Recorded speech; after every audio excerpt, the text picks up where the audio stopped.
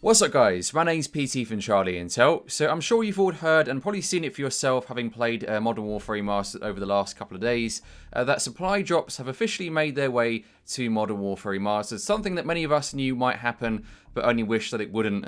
and hope for the best that we would never see supply drops in this particular game. So I was actually going to make a video when this all drops and everything exploded in the Call of Duty community, but I decided to kind of stand back and let the storm kind of pass a little before making a video based on my opinions and an overview of how it all works and what the future might hold in terms of supply drop content in the remastered version of Modern Warfare. So first and foremost, and for right now at the very least, supply drops in the remastered version of Modern Warfare only include cosmetic items. So there's no exclusive weapons or weapon variants or anything like that. It's just exclusively cosmetic stuff for content and equipment already in the game that we had in the 2007 release, such as weapon camos, reticles, combat uniforms, emblems, calling cards, and more. So in addition, there's also female soldiers in the game, which wasn't in the original game from 2007, but at the very least, for the most part, it's primarily cosmetic content, which already applies to existing content and equipment in the game, as I mentioned. So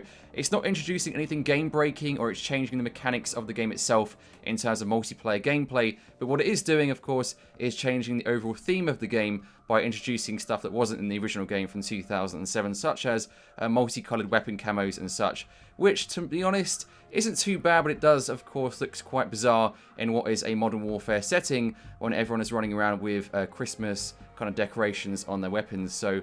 ultimately, it's kind of okay, I guess, in terms of the fact that, as I mentioned, it's not breaking anything and it's not changing the way we play the game, but at the same time, there is questions around whether this content actually suits being in the setting of this particular game. So the big question is, why have supply drops come to Modern Warfare Remastered? Now, obviously the word money is the main primary reason here, because of course they wouldn't make the game in the first place if it wasn't for the fact it makes money and generates revenue for the company, and supply drops just extend that revenue stream even more so by giving them more money, and in turn that impresses the stakeholders or shareholders in the company, and it means we'll have supply drops around in the Call of Duty franchise for the foreseeable future. Of course, they might evolve it into something else, but ultimately there will always be some kind of supply drop element in the franchise for the foreseeable future. So alongside money, there is of course more logical reasoning on top of that as to why they include supply drops in the remastered version of Modern Warfare. So I think many of us can agree that with the overall reception of Infinite Warfare swaying more towards the negative side overall,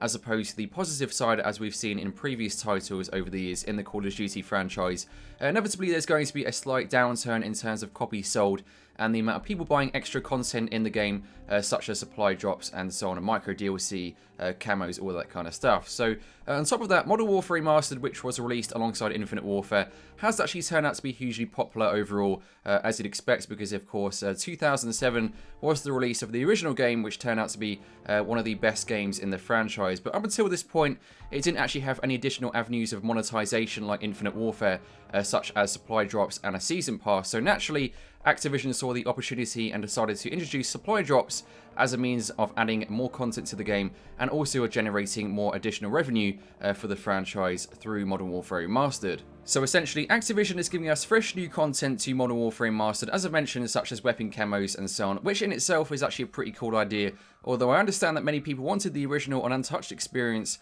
from the original release in 2007 and didn't want any additional content, no new camos, no new maps, nothing, just the same maps, the same weapons, the same camos, literally nothing changed from the 2007 release. And I understand that because of course it is a remaster, so to some degree they should try to keep it as true to the original and not, bloat it with additional content. That being said, with the introduction of fresh new content to the game, it increases the interest towards Modern Warfare Remastered within the Call of Duty community, especially with the younger generation who are new to Modern Warfare and who've never played the game in the past. So they might find the original experience from 2007 perhaps a bit too dull or a bit too plain, and therefore this introduction of customization might be something they like, but given the fact, of course, in recent games we've had a ton of customization elements to the Call of Duty franchise, so I guess to them it's catering towards allowing them to have access to more content within Modern Warfare, which in turn might then mean they might enjoy the game more. I'm not quite sure, but of course, obviously the mindsets differ depending on the generation of players who are now playing Call of Duty. At the same time,